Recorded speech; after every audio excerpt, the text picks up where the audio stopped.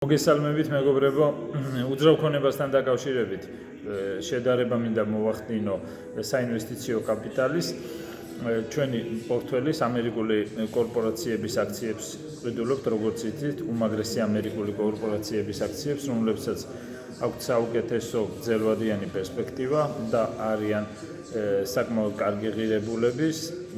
ჩვენი მოლოდინი არის დაახლოებით 20%, მომავალი ბიზნეს ციკლები საშუალო წლიური 20%. ესეთი მოლოდინი გვინდა რომ მივახციოთ და უდიდესი ალბათობით მივახცევთ.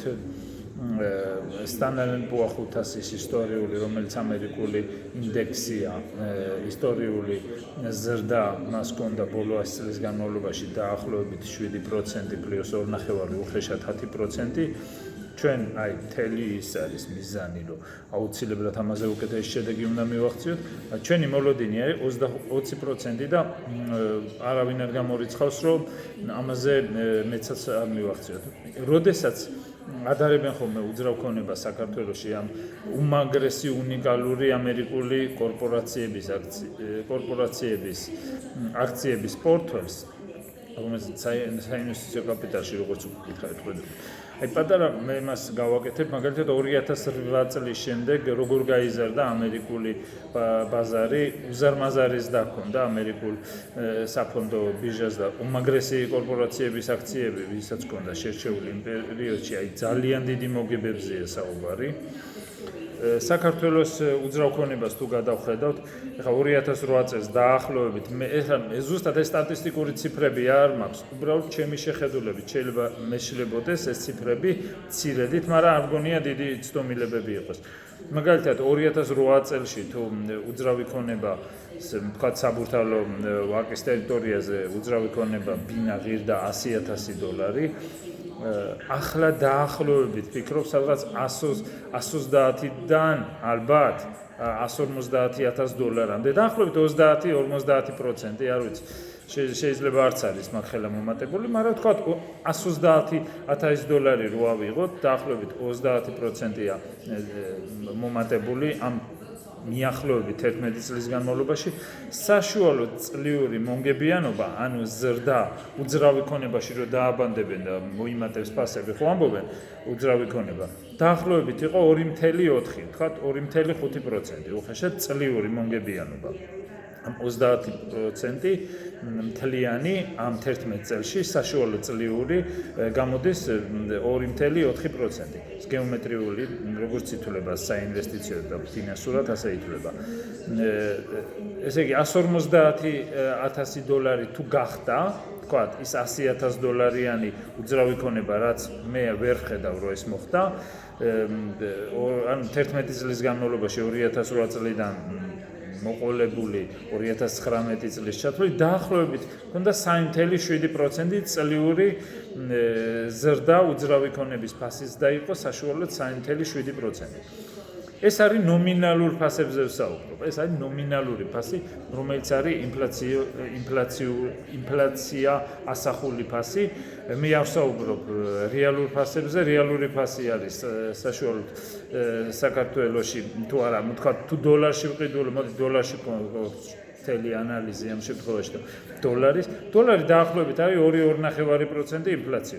ანუ პირველ შემთხვევაში $130,000 თუ გახდა გამოდის თითქმის მოგება არ არის რეალური ზრდა არ ყოფილა და $150,000 შემთხვევაში რაც ამჯერა რომ ეს მოხდა 50% არ გაზრდილა, თქვა დაუშვათ დაახლოებით სადღაც 1.2% არის წლიური მონგებიანობა, არც არის ფიქრობ. თითქმის მოგება არ ყოფილა, რეალური მოგება 2008 წლის შემდეგ უძრავ ქონებაში და მე ვფიქრობ და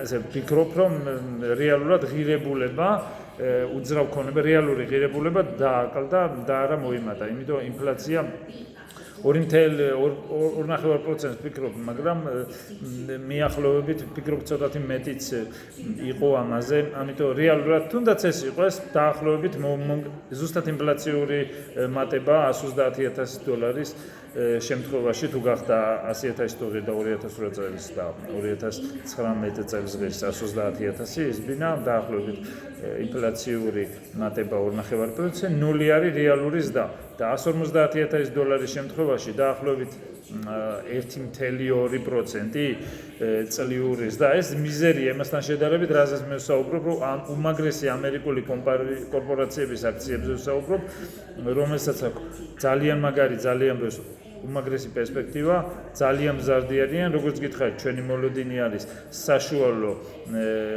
საშუალო წლიური 20% მომავალი ბიზნეს ციკლების საშუალო მაყურებელობაში, ასეთი მოლოდინი გვაქვს ჩვენ და უდიდესი ალბათობით მივახცევ, ვფიქრობ, უფრო მეტიც შეიძლება მივახცევ.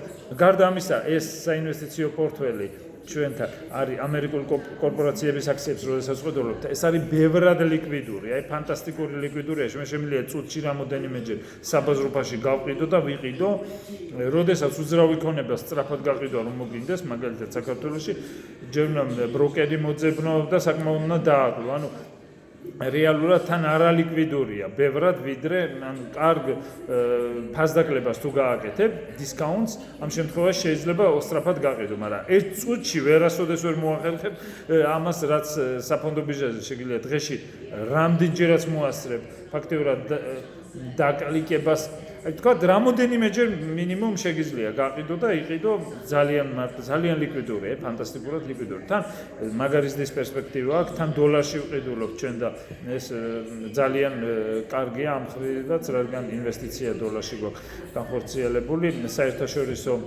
ექსპოზიორ გვაქვს, რაც საერთაშორისო ამ კორპორაციებს რასაც ვყიდულობ, საერთაშორისოდ არიან გაფართოებული და სხვადასხვა ოპერირებენ სხვადასხვა ქვეყნებში, უმაგრესი შესაძლებლობა და ჩვენთან გარდა ამისა, საინვესტიციოდ ახლა აქ $100,000-ზე ვსაუბრობდი, როდესაც უძრავი ქონების შემთხვევაში გჭირდება რომ ბინა იყიდო, მაგალითად ვაკე საბურთალოზე, აი როგორც ეს მაგალითიდან გამომდინარე, ჩვენ შემთხვევაში ბევრად დაბალი დაახლოებით საზოგადოებრივ წახვალ ერთხელ და ფოტოებს გადაიღებ, ჩამოხვალა, შეიძლება რაღაც პერიოდში რესტორნებში დაგეხარჯოს, ის იმდენად მცირე საინვესტიციო საწყისი, ანუ შეგიძლია ძალიან მცირე თანხა დააბანდოთ და პერსპექტივა შეგიძლია მეტი დააბანდოთ, ვისაც სურვილი აქვს, მაგრამ რისკების თვალსაზრისით დაახლოებით ვფიქრობ, რომ ეს პორტფელი, ჩვენი პორტფელი უფრო ნაკლებ რისკიანია, ვიდრე უძრავი ქონება საქართველოში. ახლა ბევრმა შეიძლება ამაზე თქვას, რომ რას ამბობ, როგორ შეიძლება უძრავ ქონებას ბევრად, იმიტომ როდესაც პორტფელს ქმნი, იქ მოცემული რამოდენიმე